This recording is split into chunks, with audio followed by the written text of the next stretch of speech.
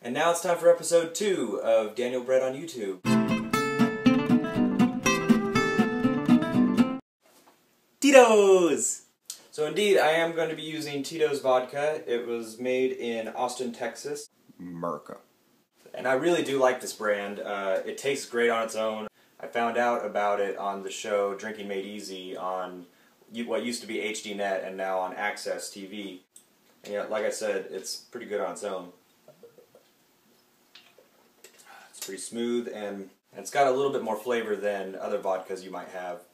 Now it's still near tasteless, which is why vodka is such a good spirit to use to infuse things into, because you're going to get the flavor of the ingredient and not the flavor of the alcohol. Another good spirit to infuse with is moonshine.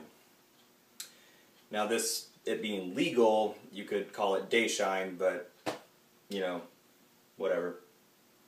It's still 100 proof, so strong stuff. This one is the Midnight Moon, distilled in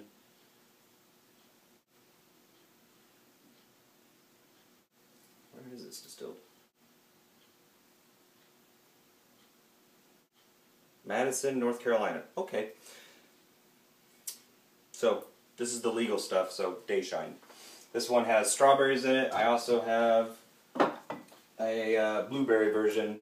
Now you can use other spirits for infusion, but you got to keep in mind that other spirits have their own flavors, and so whatever you're going to infuse them with has to complement that flavor. And it's one of those experiment for yourself things. I might do it one day, but right now I'm going to stick with vodka because I'm comfortable with that. Now these obviously still have their fruit inside, so that's a method that you could use, but keep in mind that whatever you put in there, it's going to continue putting its flavor into the spirit, and it may become overpowering. Like these two are actually very sweet. They are very alcoholic, but they're also very sweet. And if you eat the fruit, they taste very bland, but just full of alcohol. So it's almost like the moonshine traded its burn with the flavor of the fruit. Another really cool infusion I got in Korea is actually ginseng wine, and obviously they kept the ginseng root inside in this one as well. So if you ever wondered what ginseng looks like, that's it right there. The smell is very powerful, very earthy, so it's actually really hard to mix with, and it's really hard to drink on its own, so be warned. And what I'm going to do with my infusion is I'm going to take the ingredients out when the flavor is just right, and we're going to put the whole thing in there. Now since we're going to put the entirety of the ingredient inside of the vodka, we need to make them clean, so I need to rinse them off. And because my pinky is still an open wound, I'm putting on a glove to protect it.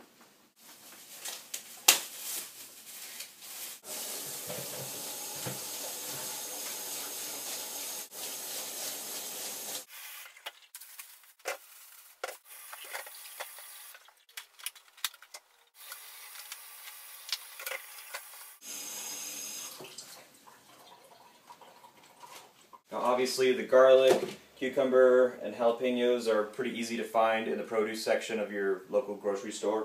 So I've got my mint and rosemary just in the packages that you can find.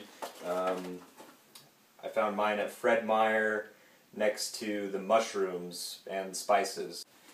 And because both I like to make things difficult and I'm cheap, I'm going to use bottles that I used in previous vodka infusions.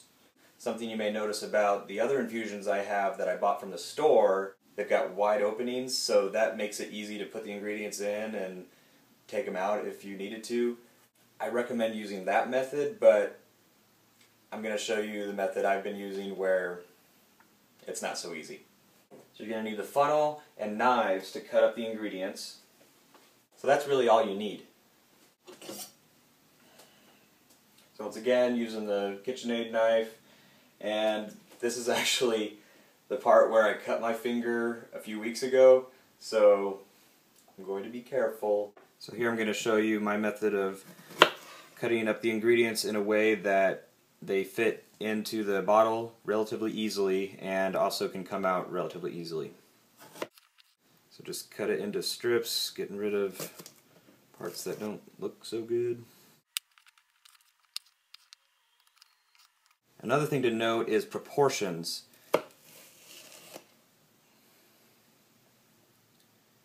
The fruit, or I guess you could call it the meat of the jalapenos, have a lot of flavor but not a lot of spice.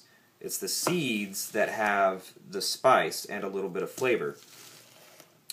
So if you want it to be less spicy but still taste like jalapenos, use more of the skin, meat stuff, and less of the seeds. And if you want it spicier, use more seeds, obviously. Another thing is how much of the ingredient you're going to use.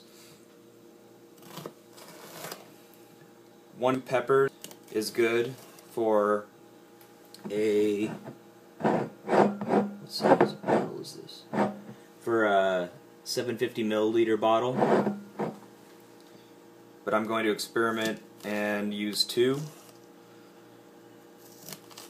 One thing that I know for sure that's going to happen is it's going to have a lot more burn and less flavor than if I had less peppers and more over a longer period of time.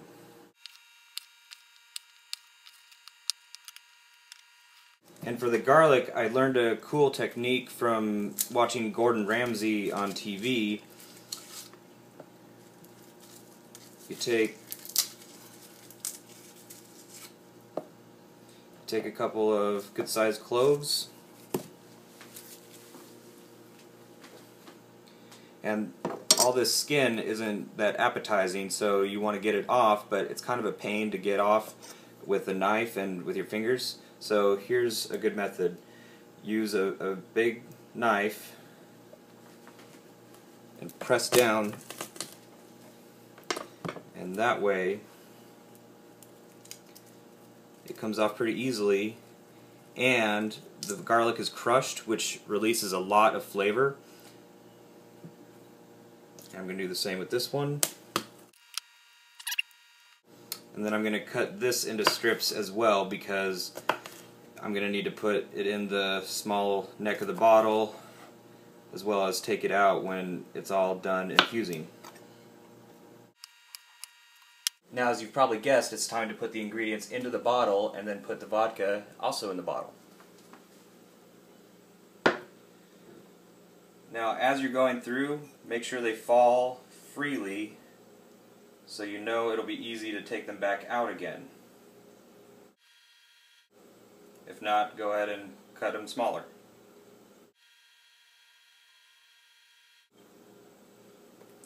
Like this one.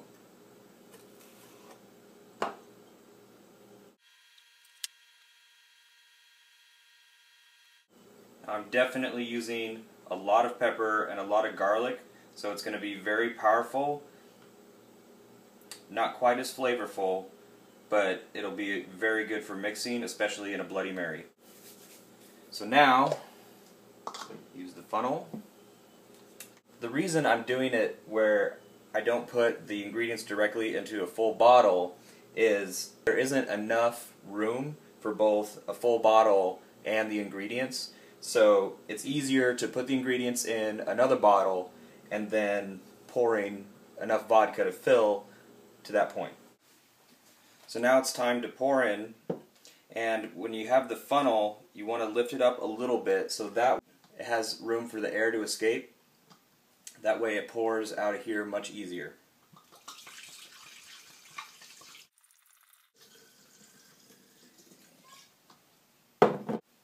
As you can see, there's quite a bit left, so that's why we put the ingredients in first. So now it's time to just cap it, shake it, and set it aside. I probably should have done the cucumber first, because now I have pepper seeds and pepper juice all over the cutting surface, so I'm going to use a different cutting board.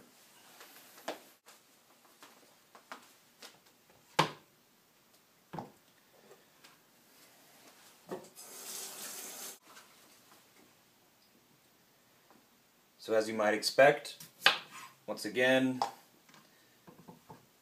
long strips, probably half the length of the whole cucumber.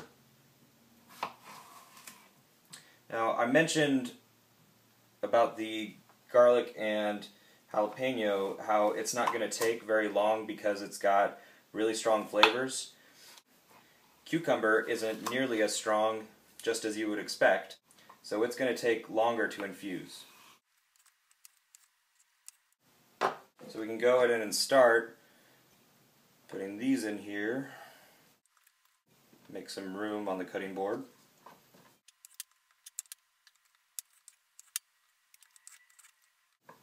See, here's one that I needed to cut a little bit more.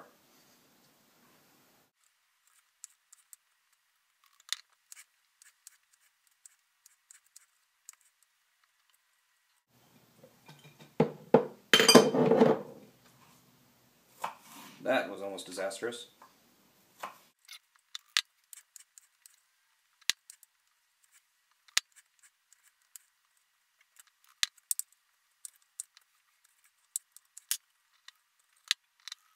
That cucumber was a lot more than I expected, so I probably could have split it up into two or just used half of it, but I'm already here, so we're going to go with this. Another bottle.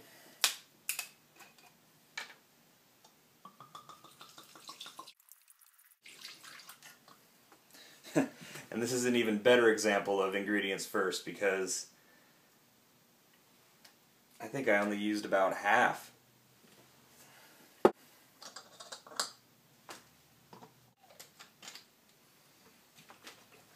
So shake it and set it aside. Well, and since we got this one that's just half full, I'm going to go ahead and use that with the mint rosemary. Now, I'm definitely not going to use all of both of these packages because that would be really intense. So, I'm going to use 3 or 4 good size sprigs of the rosemary.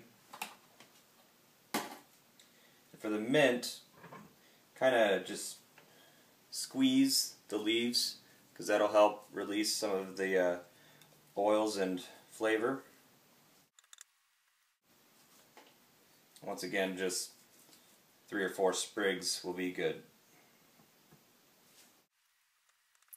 Since we have plenty of space left, let's add some more vodka.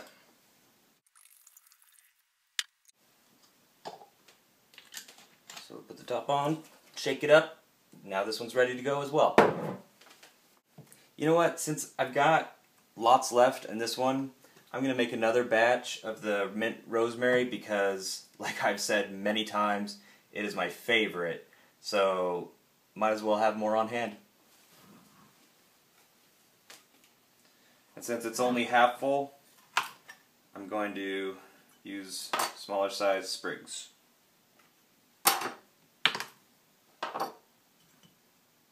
And less sprigs as well.